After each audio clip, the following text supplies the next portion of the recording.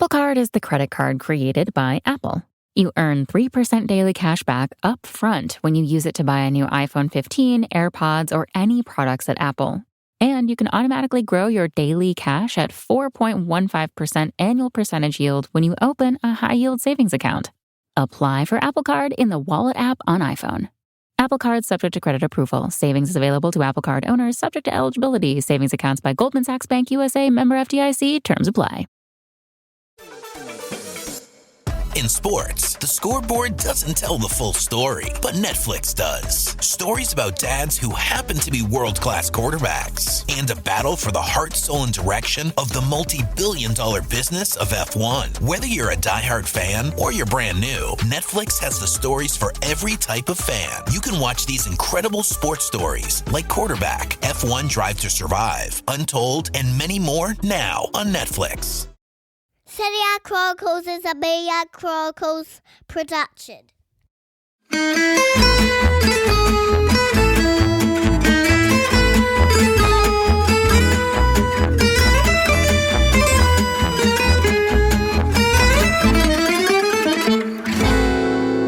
Okay, Nicky, I was going to ask you about where you think Lazio is going to end up, because I really, really like this team, and I just feel like it was a harsh defeat, understandable one, but harsh. Lots of players absent, but I do think it's more important to talk about Roma right now. They've been linked with Ronaldo in the past. Ronaldo's just come out with this fascinating interview that he's done with Piers Morgan. It's an exclusive. We haven't heard it yet because as of yet the whole interview hasn't been released. Apparently there's lots of extra information on what he thinks of the ownership, what he thinks of Gary Neville, so on and so forth. But from what we know so far, he's come out against Erik ten Hag, said he doesn't have any respect for the coach because he has no respect for him. Lots of things about, just how he feels that Manchester United hasn't progressed. Now, this was a player. It was really interesting because I feel like, he was linked with Napoli over the summer. He's been linked with Roma now and a reunion with Jose Mourinho. And he's a player that, weirdly enough, despite how brilliant he was at Juventus, when you sort of think of the time that Juventus started to fall, it was when he arrived. And you thought that this would be the cherry on top of a very well-built cake. And I don't know whether it just happened to be that his arrival coincided with Beppe Marotta, again, talking today about the fact that, I didn't leave just because of that. My cycle came, I didn't leave because of Ronaldo. My cycle just came to a natural end at Juventus. But it almost seemed like he really was against that because he's the king of sustainability. You love to call him the adult in the room, at Juventus. And you sort of felt like his loss had a greater impact almost on the fall of Juventus than anything really, Beppe Marotta. And perhaps what Ronaldo did was paper over the cracks. And I thought it was so interesting at the time when Bonucci said, you can't help but psychologically sort of give up a little when Ronaldo's there because you think he'll just resolve everything. It's fine. He'll get a goal. We don't need to give up. But we can always play in second gear. And whether that's had a detrimental effect on the psyche. And sometimes when you say, is Ronaldo good or bad for a team, it's never about who he is because he's always good. I really want to underline that. I feel like even at Manchester United last season when they were just hideous to watch, he was always good. And he will always be good, in my opinion. It's about what are the circumstances surrounding him, how other players feel because he's so good. How are they progressing or not progressing because of him, because they can rely on him, because he's the plaster to everything. And whether or not you think that this is a guy that can make a difference if he does choose Roma. I think it's a fascinating quote from Bonucci, isn't it? So it makes me curious when they were away at Maccabi, who he was looking at and thinking the same thing. I don't have to do anything because Juan Cuadrado will fix it all for me. I don't know. Look, this link to Roma, it's a fun idea. I mean, the idea of Mourinho and Ronaldo, what a story, of course. And Mourinho will say that certainly plenty of Cremonese didn't spend as much. You can't say that anymore. It would be plenty of drama and spectacle.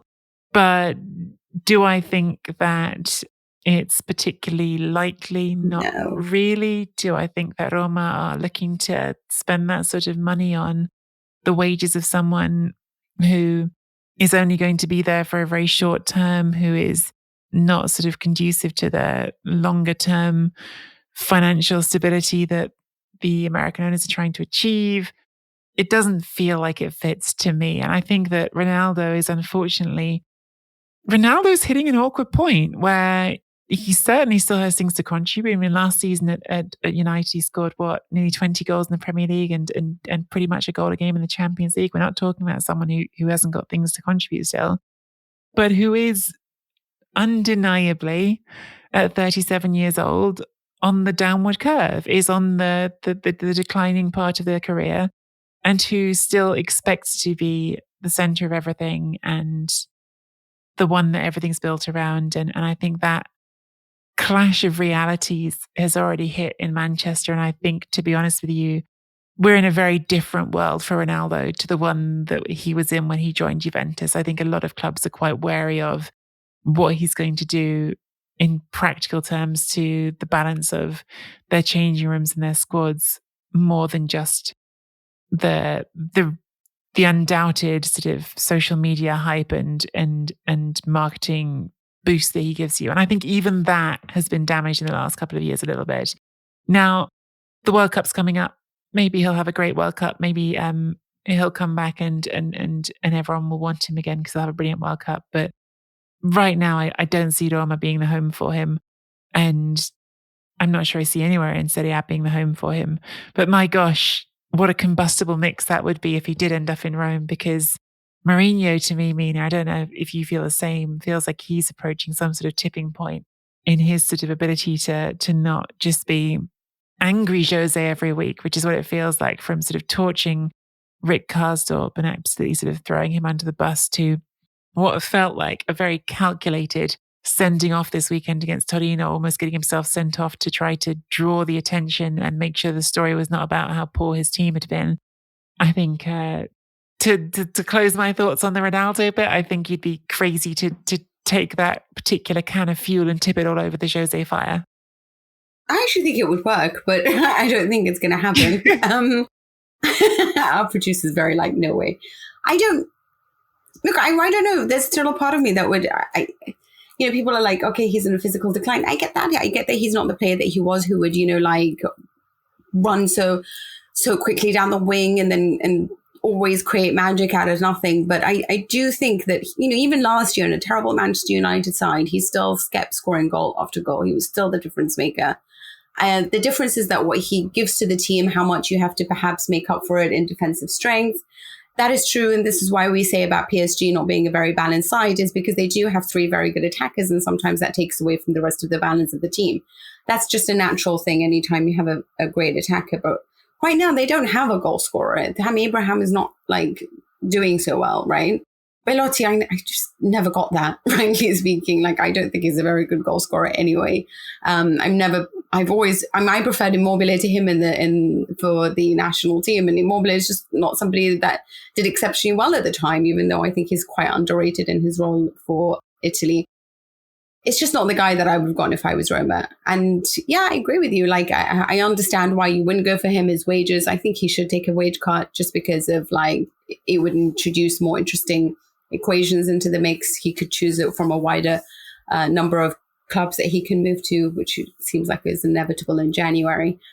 But then I would love to hear what Mourinho will say when they still don't win with Ronaldo. He will be like, what's he going to do then? If he's getting a red card now, what's he going to do then? Set himself on fire? I don't know. So, this is a side already with the third highest wage bill in Serie A. So let's see. And I'm sorry, I'm expecting so much more. He continues to do something, whether it's throwing Karsdorp under the bus, and not because Karsdorp is just not is just a bad player, but now unprofessional, a traitor, whatever it is that he labeled him with. And what was really annoying about it is the fact that he made it a mystery. Oh, I'm not going to give you a name, so that we can all start discussing this and not focus on the fact that his team doesn't play well and hasn't played well for a long time. And on this occasion, he said, well, maybe if we had Dybala, it would have changed things, Well, Dybala was still there when you were completely thrashed by Udinese, Dybala was there when you were thrashed in the Europa League by a team, I don't remember their name, So it's not that I think Dybala is their best player. And I am going to make a point of saying, obviously, his absences matter. And he has had a lot of injuries. And I feel for him. But the team, I don't know what they do well, frankly speaking, because their attack is not great and their defense is not great. It's like heroic performances sometimes from Smalling. But otherwise, I don't think this is a team that has structure or huge desire. And then he's like, well, why should I motivate players who have spent their whole life dreaming of being at the stage? I mean, they should already come into a football match and already be motivated to give their best. And we know he's a good manager, but right now, and he is a great manager, but right now, tactically, he's deficient. I think on a mental level, he's quite good, but on a tactical level, this isn't a very good side. He's just not even as organized as, I'm impressed with Cremonese more than I am impressed with the way that Roma has organized themselves this season. I think he's sometimes a great manager. Sometimes when he gets under the skin of players, he certainly has like certain success stories where he gets under players' skin and they'll do anything for him. But it feels very not universal. And I do really think this Karsdorp situation, it's mean. These feel like the situations where things unravel. It's happened so many times in his career, but he's made these enemies, and I feel like they never actually create these good situations that he imagines in his head. I mean, even in Inter, where he threw Balotelli under the bus way back when, Inter was still fine. They went on to win the Champions League. It didn't ruin things for them, but I also don't think it helped them. Like, I don't think it did anything that uplifted them for him to do that. It just made one particular player feel alienated. And yeah, you're right. The weird way of of talking about the Karsdorp situation, of not naming him, it's deliberate. It's to make the press go off and chase their tails and go and find something else to talk about other than how his team's playing, which is not great. But there is a knock-on impact. And I think unless Karsdorp was sincerely really disliked by his teammates in the changing room, which I don't know, maybe he was. I think unless that was the case, I don't see how that makes the rest of your players feel good. Unless that's someone who really every player on that team was looking at and going, oh, what a jerk. I can't wait to get rid of him. It wouldn't make me feel good if that was someone I worked with. And yeah, okay, maybe they were a bit slack a couple of days at work, but then they got thrown under the bus like that. It wouldn't make me feel all that sort of positive, warm stuff I was talking about with Napoli or whatever earlier in the show. Like, I don't think it would bring back the good times. In terms of the practicalities on the pitch, yes, exactly as you said, Mina, Dybala is a very good footballer. He saved a point for them against Torino in effect because he came on and it was his shot off the woodwork that Matic converted very well for the equalising goal. You've also, I think, hit the nail on the head with the Ronaldo thing. For all my skepticism over it, actually, what's the one thing that is in absolute terms true about this Roma team in terms of weaknesses? They don't score enough goals. There's only one team in the top 10 that scored fewer goals than the Roma, and that is Torino, who they played this weekend. Tammy Abraham isn't playing very well. Belotti, who comes on and gets his chance to break his little duck against his former club. I mean, I think we were all talking about this before the show started. You've never watched a penalty in your life that you're more certain is not going to be scored than that one, even though he hit the post. I mean, you know he's not going to score that penalty. Ed ora un momento fondamentale sul dischetto, c'è il Gallo Belotti sotto la curva sud, ha già posizionato il pallone, la sua rincorsa al limite dell'area di rigore contro Vania Milinkovic-Savic. È tutto pronto anche secondo Rapuano da Rimini per la rincorsa di Belotti che parte, il destro è salvato dal palo anche, crediamo, oltre che da un suo intervento. Sbaglia il rigore il Gallo Belotti al 92esimo minuto e il pubblico della Roma sta abbandonando già lo stadio.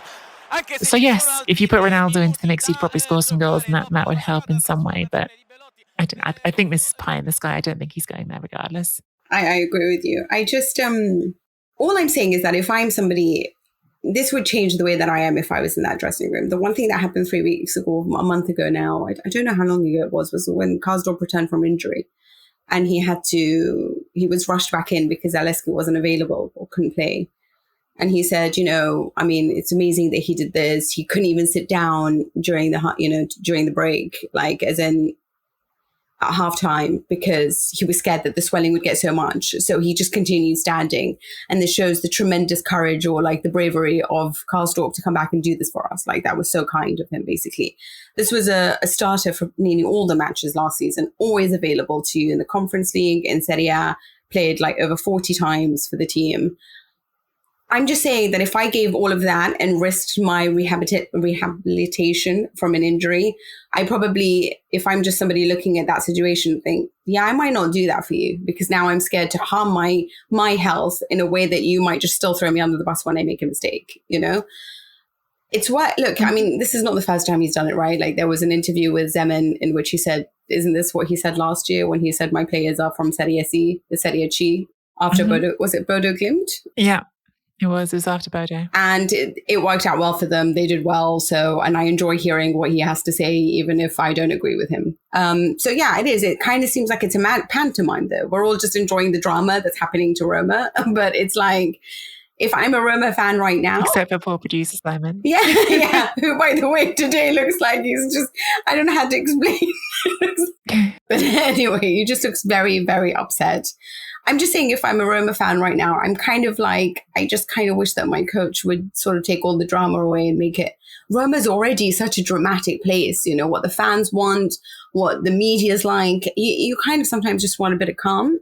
And he's not the guy who's doing that for the moment. It might work for them. It might not. I really don't know. But certainly from an attacking point of view, Zaniolo and his head down, Pellegrini not always available, Dybala and his injuries, and Abraham with his confidence, it's kind of not really looking too good, you know?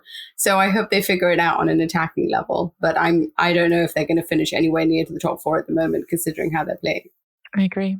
From having said before the season, I could see them as dark horse for the title. I think it's a stretch to see them in the top four at the moment. Become a member at patreon.com/Serie A Chronicles for regular bonus episodes and content. Sports Social Podcast Network. Sometimes the transition to fall and winter feels like experiencing every season on the same day. The shoes in the Allbirds Mizzle collection were made for misty morning walks, surprise snow days, and anything a trip to the dog park might bring. The whole collection brings together water-repellent technology and classic style, so you can stay warm, dry, and comfy during your everyday adventures. Check off your errands with the Wool Runner Mizzle, dash through cold and wet weather with the Wool Dasher Mizzle, or upgrade to next-level protection with the Wool Runner-Up Mizzle Plus. Go to allbirds.com and use code FRESHSOCKS for a free pair of socks with your purchase. ALLBIRDS.com, code FRESHSOCKS.